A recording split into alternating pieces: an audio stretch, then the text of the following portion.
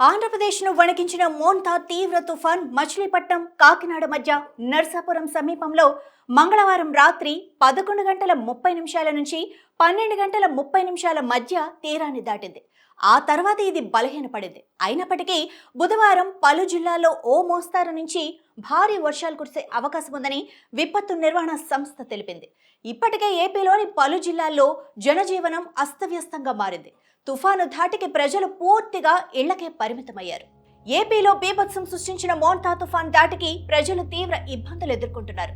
తుఫాను ధాటికి విశాఖపట్నం, అనకాపల్లి, కాకినాడ, తూర్పుగోదావరి, ఏలూరు, కృష్ణా, ఎన్టీఆర్, గుంటూరు, బాపట్ల, పల్నాడు, నెల్లూరు, ప్రకాశం, తిరుపతి, నంద్యాల జిల్లాలు కక్కావికలమయ్యాయి. తుఫాన్ ప్రభావంతో కృష్ణా జిల్లా అవనిగడ్డలో భారీగా పంట నష్టం జరిగింది. బలమైన ఈదురుగాలులు వేయటంతో చేతికొచ్చిన పంట నేల కొరిగింది. విద్యుత్ సరఫరాలో అంతరాయం ఏర్పడటంతో దివిసీమలో అంధకారం నెలకొంది. 1977 నాటి దివిసీమ ఉప్పెన్ను తలపించేలా ఈదురుగాలులు భయోత్పాతానికి గురి చేశాయి. ఈదురుగాలులకు రోడ్లపై భారీ వృక్షాలు విరిగిపడ్డాయి. ముందస్తు చర్యల్లో భాగంగా తీర ప్రాంత ప్రజలను అధికారులు పునరావాస కేంద్రాలకు తరలించారు. స్థానిక ప్రజాప్రతినిధులు పునరావాస కేంద్రాలను పరిశీలించి వారికి అందుతున్న సహాయంపై ఆరా తీశారు. విద్యుత్ సరఫరాను పునరుద్ధరించడానికి డిస్కిమ్ సిబ్బంది రాత్రంతా శ్రమించి కొంతమేర విద్యుత్ను పునరుద్ధరించారు. నెల్లూరు జిల్లాలో సైతం ఇదే పరిస్థితి నెలకొంది.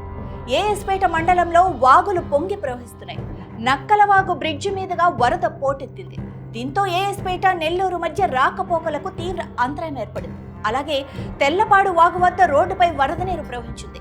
ఫలితంగా ఏఎస్పేట, ఆత్మకూరు మధ్య వాహనాల రాకపోకలు స్తంభించిపోయాయి. ఎవరు అటుగా వెళ్లకుండా ముళ్ల కంచెను అడ్డుగా వేశారు. మరోవైపు ఉయ్యూరులో ఈదురుగాలులు బీభత్సం సృష్టించాయి. బలమైన గాలుల ధాటికి చెట్లు విరిగి ఉయ్యూరు శివాలలోని కాకాణి నగర్లో ఓ ఇంటిపై పడ్డాయి. ఆ సమయంలో ఎవ్వరూ అక్కడ లేకపోవటం వల్ల పెను ప్రమాదం తప్పింది. అప్పటికే ఇళ్లలో నివాసం ఉంటున్న వారిని పునరావాస కేంద్రాలకు తరలించడం వల్ల ముప్పు తప్పింది. చెట్లను తొలగించే పనిలో అధికారులు నిమగ్నమయ్యారు. చిలకలూరిపేటలో సంజీవ్ నగర్ కాలనీ నీట మునిగింది. ఇళ్లలో నుంచి బయటకు రావాలంటే ప్రజలు భయపడుతున్నారు. విష పురుగులు వస్తాయన్న భయం వారిని వెంటాడుతోంది.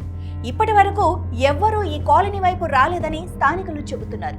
వరద నీటిని తోడేయాలని కోరుతున్నారు. దీనిపై స్థానిక మున్సిపల్ అధికారులకు, ప్రజాప్రతినిధులకు ఎన్నిసార్లు ఫోన్ చేసి చెప్పినా పట్టించుకోవట్లేదని ఆవేదన వ్యక్తం చేస్తున్నారు. నందిగామలో బుధవారం ఉదయం నుంచి ఎడతెరిపి లేకుండా వర్షం కురుస్తోంది. పాత బస్టాండ్ సమీపంలోని రహదారిపై వరద ఉధృతి కొనసాగుతోంది.